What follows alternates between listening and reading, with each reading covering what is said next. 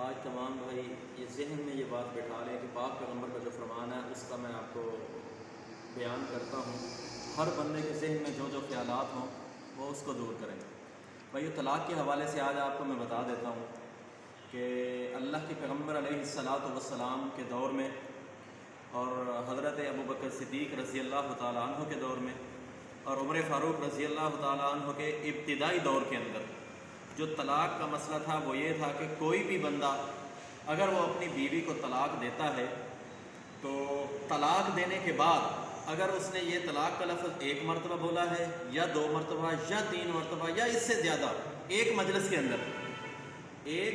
اندر اس نے طلاق کا لفظ چاہے 10 مرتبہ بولا ہے یا بے شمار مرتبہ کہا تو اللہ کے نبی کے دور میں ابوبکر صدیق اور عمر فاروق رضی اللہ تعالیٰ عنہ کے ابتدائی دور کے اندر اس کو ایک طلاق کاؤنٹ کیا جاتا تھا، ایک طلاق شمار کیا جاتا تھا. اچھا پھر اگر مجلس بدل جائے، دوسری مجلس کے اندر پھر وہ طلاق دے، پھر دوسری ہوگی، پھر تیسری مجلس کے اندر پھر طلاق دے، وہ تیسری کاؤنٹ ہوگی. اچھا مسئلہ یہ ہے کہ اللہ کے نبی کے دور میں یہ ایک طلاق شمار ہوتی تھی، بندہ چاہے 3 مرتبہ بھی کہہ دے تو طلاق ایک ہی ہوا کرتی تھی. تو اب حضرت عمر فاروق رضی اللہ تعالیٰ عنہ کے دور کے اندر جب بندے اس عمل کے لیے بار بار اپنی بیویوں کو طلاق دیتے تو یہ معاملہ بہت پھیل چکا تھا. تو حضرت عمر فاروق نے بطور تدبیر تعزیری طور پہ حضرت عمر فاروق نے یہ قانون بنایا اور یہ حکم بنایا کہ جو بھی بندہ اپنی بیوی کو 3 مرتبہ طلاق دے گا، زبان سے 3 مرتبہ طلاق کے لفظ بولے گا تو وہ تینوں مرتبہ کہنے سے اسے 3 طلاقیں ہو جائیں گی. یہ حضرت عمر فاروق کے ابتدائی دور 2 سالہ گزرنے کے بعد یہ پھر حضرت عمر فاروق نے یہ تعزیری طور پہ حکم دیا. تو آپ علیہ الصلاۃ والسلام کے دور، ابوبکر صدیق اور عمر فاروق رضی اللہ تعالیٰ عنہ کے ابتدائی دور کے اندر یہ حکم تھا کہ طلاق ایک ہی ہوتی تھی چاہے وہ 10 مرتبہ بھی گئے. حضرت عمر فاروق نے بطور تعزیری تدبیری طور پہ لوگوں کو یہ اس بات کا احساس پیدا کرنے کے لیے کہ یہ طلاق عام چیز نہیں ہے کہ آپ بار بار اپنی بیوی کو طلاق دیں اور بار بار یہ جملہ بولیں، تو حضرت یہ عمر فاروق نے شروع کیا. اچھا بھائی اب ایک بندہ طلاق دیتا ہے، وہ 1 مرتبہ کہے یا 10 مرتبہ کہے ایک مجلس کے اندر، اب اس بندے کے پاس 2 چانس موجود ہیں.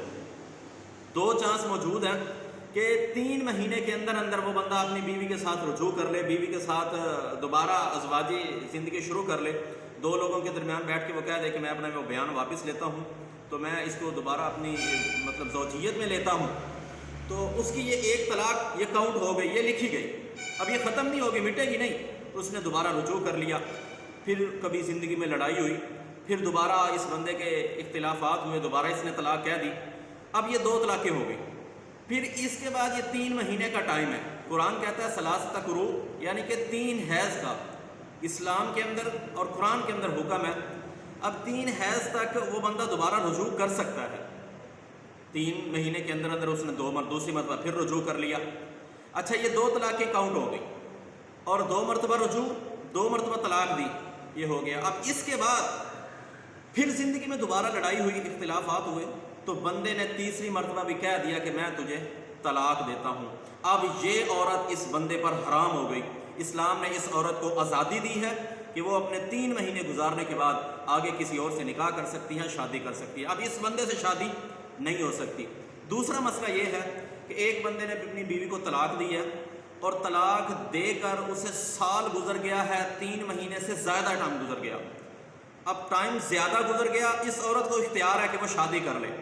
ہاں اگر یہ پہلے خامن سے کرنا چاہے تو موسٹ ویلکم، کیونکہ اللہ تعالیٰ نے قرآن میں فرمایا وَإِذَا طَلَّقْتُمُ النِّسَاءَ فَبَلَغْنَ أَجَلَهُنَّ فَلَا تَعْضُلُوهُنَّ أَن يَنكِحْنَ أَزْوَاجَهُنَّ إِذَا تَرَاضَوْا بَيْنَهُم بِالْمَعْرُوفِ، کہ اگر پہلے خامن بھی عورت کو طلاق دینے کے بعد عدت گزر جانے کے بعد وہ دوبارہ پیغام دیتے ہیں تو آپ اگر راضی ہو تو پھر ان سے شادی کر سکتی ہیں. حضرت ماقل بن یسار رضی اللہ تعالیٰ عنہ کی حدیث ہے، وہ بیان کرتے ہیں کہ میری بہن کو طلاق مل گئی.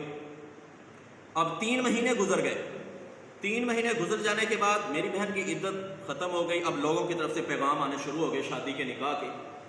تو اب نکاح کے پیغام، ان پیغاموں کے اندر ان کے سابقہ شوہر کا بھی اس کے اندر پیغام تھا نکاح کا، تو وہ بھی شادی کرنا چاہتا تھا اور ماقل بن یسار رضی اللہ تعالیٰ عنہ کی بہن بھی اس سے شادی کرنا چاہتی تھی. تو پھر ان کا دوبارہ نکاح کروایا گیا، نیا حق مہر مقرر کیا گیا، دوبارہ نکاح کر کے ایجاب و قبول کروایا گیا۔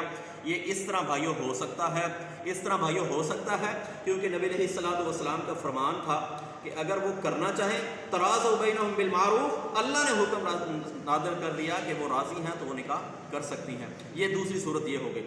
اب تیسری صورت یہ ہے کہ 3 طلاقیں ہو جانے کے بعد، عدت گزر جانے کے بعد اب عورت کیا کرے، بندہ کیا کرے؟ تو بھائیو اس کے لیے یہ حکم ہے کہ عورت کی شادی کی جائے گی آگے، پھر زندگی میں اللہ کی طرف سے یا پھر ان کا گزارا نہ ہو، ان کا نبھا نہ ہو پائے تو پھر اس کو طلاق ہو جائے تو پھر اس کا خامند کر سکتا ہے، حلالہ نہیں ہو سکتا، اسلام میں حرام ہے، لعنت ہے اس بندے پر۔ اور اللہ کے پیغمبر علیہ الصلوۃ والسلام نے اس لعین چیز سے منع فرمایا۔ بھائیو بطور تدبیری کوئی بھی حکمران، حاکم وقت معاملات کے اندر تبدیلی کر سکتا ہے، لیکن اسلام کے اندر تبدیلی نہیں ہو سکتی۔ حضرت عمر فاروق نے بطور تعزیری طور پہ یہ حکم صادر فرمایا، شریعت کو بدلا نہیں ہے۔